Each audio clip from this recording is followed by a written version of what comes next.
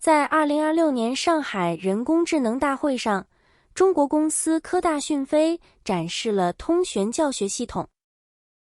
老师在电子白板上写一道数学题，系统马上就能看懂，并把它变成可以操作的图形。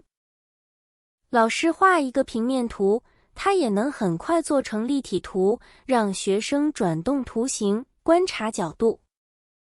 系统还可以整理课堂笔记，做自然现象实验，并记录学生的学习情况，为每个人提供不同的帮助。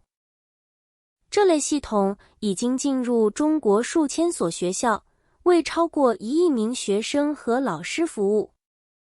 人工智能不再只是新鲜工具，而正在成为课堂的基本设备。相比之下，许多西方国家还在讨论要不要让人工智能进入学校，也常用重视背诵的旧方法。面对新的时代，学校既要注意安全和学习能力，也要积极使用新技术，帮助学生准备未来。